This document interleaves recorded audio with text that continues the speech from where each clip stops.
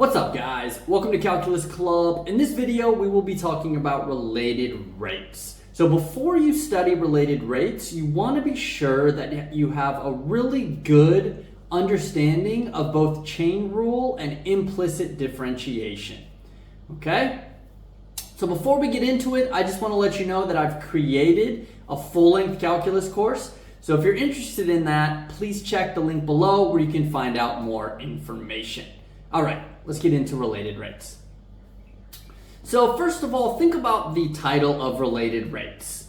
We will essentially be talking about how are two rates related to one another, okay? And in general, a rate, as you probably already know, means how fast or slow is something changing with respect to time, okay? So one very obvious first example is if you have a circle that is growing, okay? So if you have a radius that is increasing, so we have the radius here, imagine that radius is increasing at some rate, all right? Then we might ask the question, well, if the radius is increasing at a rate of 2 centimeters per second, what rate is that area increasing, right? So how much extra area is added on at that instant, okay? And the related rates there are clearly the radius and the area, okay? All right, so I already talked about that, the definition of a rate. So let's talk about the most common rate that you're going to encounter in calculus, and that is velocity, all right? Velocity is a rate.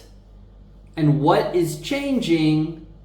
Well, it is the position, okay? So velocity is the rate of change of position, okay? So if it's 5 meters per second, we can say that in 1 second, position will change 5 meters, all right? And we also talk about that with ds dt, right? The rate of change of position with respect to time. So in general, rates are with respect to time. So we see here, change in y with respect to x, we write as dy dx.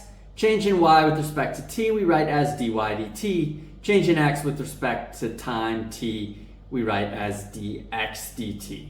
Okay? So, continuing forward, let's talk about a few different derivatives here. Okay? And it may help to put all of this in parentheses just so no one's confused here. Well, what is the derivative with respect to x of y squared? Okay, well, that's going to be, remember, we take the derivative as normal, so we get 2y, and then we need to chain rule that y, so the derivative of y with respect to x is dy dx. Okay, so a bit of implicit differentiation there. Now, if it's t instead of x, we're going to get 2y. Also, let me go ahead and put these in parentheses, just in case you would like me to do that. Makes it easier. All right, so ddt of y squared is going to be 2y times, we need to implicitly differentiate the y, chain rule the y, so we're going to get 2y times dy dt. Okay? And the last one, I bet you know how to do it. Pause the video and try it. And you get 2x times chain rule the x, implicit the x, 2x times dx dt for that one. Okay?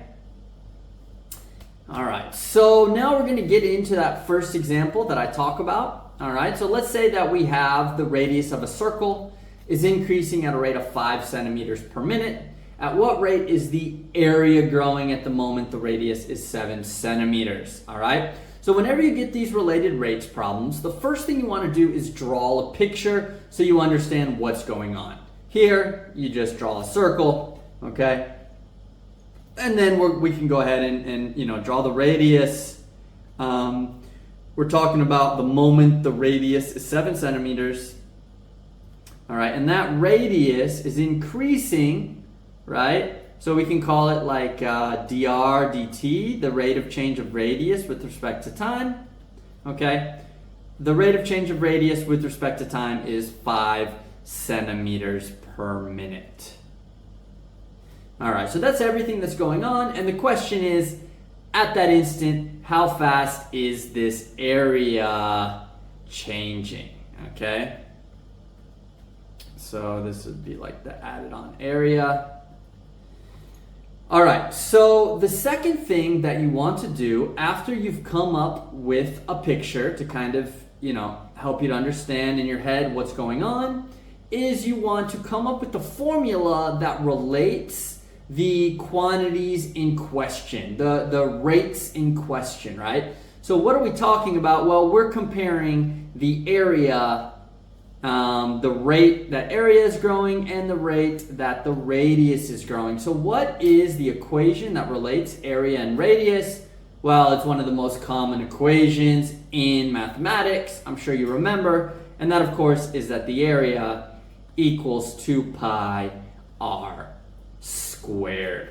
Okay? So that's step 2. Come up with a formula for the equation. All right? Step 3 is differentiate everything with respect to time. Okay? So when we differentiate everything with respect to time, we will get dA dt, right? So we just d dt of A equals, now pi of course is a constant, right? So we go ahead and let's just leave the pi there, times the derivative of r squared is 2r, but then we need to chain rule, implicit differentiate the r with respect to t, so pi times 2r times dr dt for that one, okay? So now all we need to do is plug in and solve for the unknown. So we're looking for dA dt, okay? And we're going to get that as pi times 2 times r. So r is 7. And I'm going to write the units just up here, and I'll explain why in a second. So 7, the units are centimeters, times dr dt, which is 5 centimeters per minute.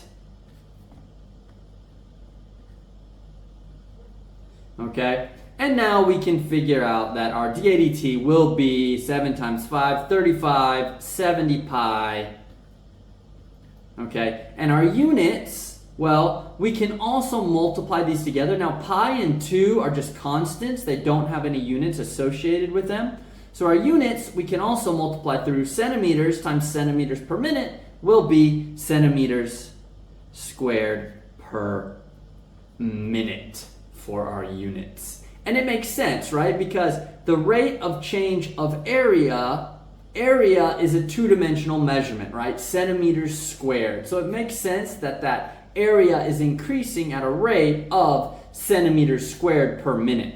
If I said the area was increasing at 70 centimeters per minute, it doesn't really make sense, right? I can talk about the radius, a one-dimensional measurement increasing at 70 centimeters per minute, but not a two-dimensional measurement, okay? And you can always know the units if you multiply the units together, okay? Those will always work out. So yeah, so that is your first simple example of a related rates. Now, in general, you can follow these steps. So here's everything that I talked about here with related rates. Word problems. Step 1, draw a picture, as I already talked about. Notice I've marked out some stuff. We'll come back to that optionally draw one static and one dynamic, okay? For now, you don't need to worry about it. All right, step 2, determine a formula that relates the quantities in question, okay? Step 3, you also don't need to worry about it right now, all right? And then step 4, differentiate with respect to time, and then solve, okay? So as these related rates problems get increasingly complicated, then I will reveal all of the steps in order for us to solve a problem. But right now, we just have 4 steps to worry about. All right, so let's do another one here. Spherical balloon, and I invite you to pause the video and try this on your own. Follow those 4 steps, see if you can do it. All right, so I hope you paused the video. So we have a spherical balloon that's inflated, okay?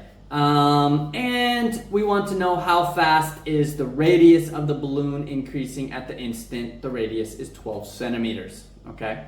So again, first thing first, we're going to draw a spherical balloon. Looks like this. All right, this radius is increasing. Well, really, the volume is increasing. So we got air being blown into the balloon, right? The balloon is increasing at a rate of 500 cubic centimeters per second.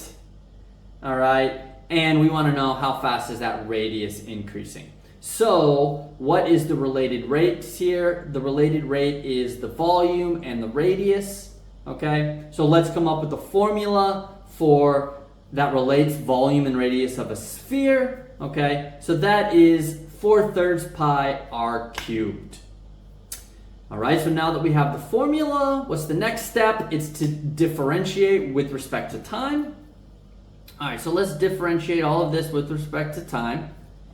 Okay, what are we going to get? dv dt equals 4/3 pi is just a constant, so I'll just write it here, times 3r squared times, again, we need to implicit chain rule dr dt for that one. Okay? And the last step, plug in and then solve for the unknown value. Okay, so we have dv dt, which is 500. And again, I'll just write these units on the top, centimeters cubed per second. All right, equals 4/3 times 3. So let's just combine those two to make that 4. 4 pi times r squared. So r is 12. So 12 squared. And now notice we have 12 centimeters, but we're also, of course, squaring the units. So that's going to be centimeters squared, okay, times dr dt, which is what we are looking for. Okay, and the units for dr dt we don't know. I'll talk about that in just a moment here. And I know I've kind of ran out of room, so I'm going to move a little to the left. So what's this going to be? This is going to be 144 times 4, which is 576. So that's going to be 500 divided by 576 pi equals to dr dt. All right, now the units, so let's talk about the units for a second. So what happens is this 500 is centimeters cubed per second. Okay, let me just write it up here. So you have centimeters cubed per second on this top, right? Divided by the units of 576 pi are going to be centimeters squared. So this is going to be divided by centimeters squared. And what do you get when you have centimeters cubed per second divided by centimeters squared? Well, that will just give us centimeters per second. Okay, so our final answer is going to be 500 over 576 pi centimeters per second. That's the rate at which this radius is increasing, and it makes sense because we do talk about radius in centimeters. It is a one-dimensional measurement. Okay? So yeah, so just 4 steps for these simple ones. Now we are going to get into some more complicated ones, but first I want to talk about a few considerations here so that you can kind of check your answers. All right, so the first thing, read that. If something is increasing with time, the derivative will be positive, okay? If something is decreasing with time or getting smaller, that derivative will be negative, okay? And if something is not changing with time, it's remaining the same, then that derivative will be 0, okay? So keep that in mind. Like when you get an answer, if it's positive, but you know it's getting smaller, that means you probably forgot a negative somewhere, okay? So this can help you to double check your answer when you really understand this and you think about this at the end of the problem. And I always encourage students to think about what's happening here to kind of make sure your answer is correct, okay? All right, so let's get into one a little more complicated. All right, so you have a 10-foot ladder is leaning against a vertical wall. I'll go ahead and show you a picture here, okay? Then this ladder slides away from the wall at a rate of 0.5 feet per second. At what rate is the top of the ladder sliding down the wall when the ladder is 6 feet from the wall? Okay, so what do we know? We know that this distance is 6. It's kind of the other piece of information here, okay? All right, so first thing is, we already kind of have a picture there. We're going to draw a picture. This will be the first problem where I recommend drawing a picture with both a static and dynamic picture, okay? And this will kind of help us to keep things straight in our mind. So static, you can imagine it as like the instant in question. If you took a picture at the instant, right? What instant are we talking about? The instant when the ladder is 6 feet from the wall, okay? If you took that picture at that instant, what are those dimensions? Okay? The dynamic is like the derivatives, the rate at which those different dimensions are changing, okay? So let's call these like x, y, and z. So those are the static parts. So the dynamic parts would be like dx dt, dy dt, and dz dt. All right. So now let's label. What do we know? Well, we know x is 6. We know z is 10. We know that the ladder slides away at 0.5 feet per second. So that means dx dt is getting bigger. So that's going to be 0.5. We also know dz dt. So this one's a little tricky. I recommend pause the video and think about this for a second. What is dz dt? So I hope you paused the video and you thought about it. Well, that z is 10 and it's not changing, right? It's the length of that ladder. So dz dt is a constant. Z is a constant, so dz dt is 0. Okay? dy dt we're looking for.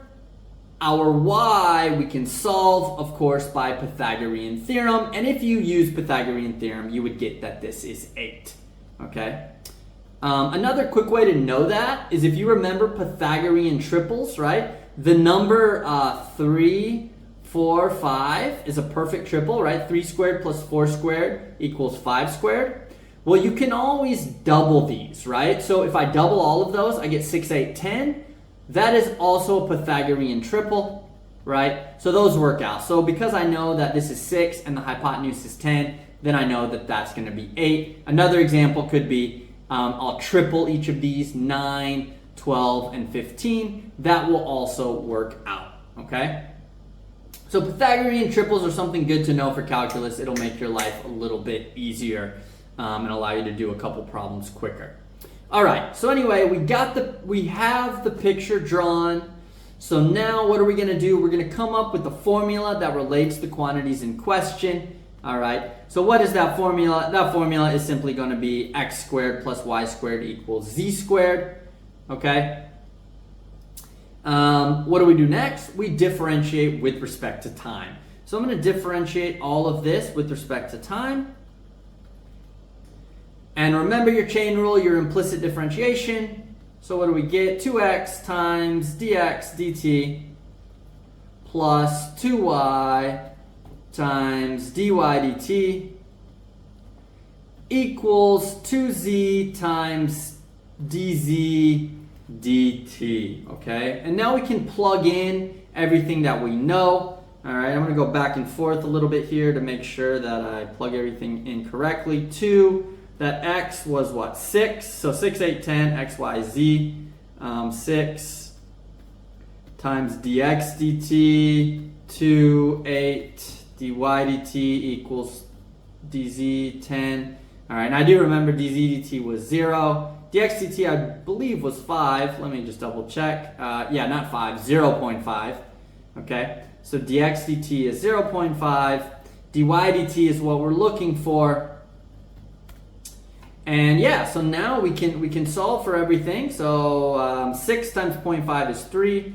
So that makes 6 plus 16 dy dt, what we're looking for, equals 2 times 10 times 0, which is 0. So now we get 16 dy dt equals negative 6. Divide that by 16. So we get negative 6 over 16, which is negative 3 over 8. Now our units, okay, again, we can think about the units. The units will always work out here, all right? So the idea here is that these units, the unit for x, I believe we're talking about feet and feet per second, right? All right, so this is feet, and this is feet per second, okay? Which means this 6 is essentially a feet squared per second, okay? This unit, 2, doesn't have a unit. This is feet. So this is like a 16 feet. So our units here are going to be, on the top is the 6. So when I subtract the 6, I bring over the feet squared per second. So negative 6 feet squared per second on the top. The bottom is feet. And when I divide feet squared by feet, I just get feet. So negative 38 feet per second will be my unit. And that makes sense because y is a one-dimensional measurement. Okay? And that is our answer. So that ladder is sliding down the wall at a rate of, where is it? Sorry, I went back way too far. At a rate of negative 3/8 feet per second, right? Is the rate at which that ladder is sliding down the wall. Okay? Now, one thing I want to mention here before I finish, so let me go back to all my steps here. So now these are all the steps, okay? Notice I have introduced 3a, substituting constants. And this is an optional thing that you can do, and you want to be very careful with it, okay? So pretty much when you set up an equation, before you differentiate with respect to time, before step 4, you can substitute constants into the equation, and a lot of times it'll make your life a little bit easier. But you need to be really careful, because if it's not a constant and you substitute it in, then the whole problem will be wrong. Okay? So in that ladder problem that we just did, what you can do is, before you differentiate with respect to time, because we know z is constant, I can plug in 10 there. So I can replace z squared with 100. And you'll notice this wouldn't change anything, because if I replace this z squared with 100, well, what's the derivative with respect to time of 100? Well, that's 0. So instead of 2z if I can speak, instead of 2z dz dt, I would just write 0, but notice this comes out to be 0 anyway. So nothing would change. Okay, so that is just one little trick that you can utilize in order to make your life a little bit easier. Okay, so you can use that 3a, substituting constants, which is optional. All right, so as long as you follow these steps, this will help you solve 90% of related rates problems. I guess I did say that correct.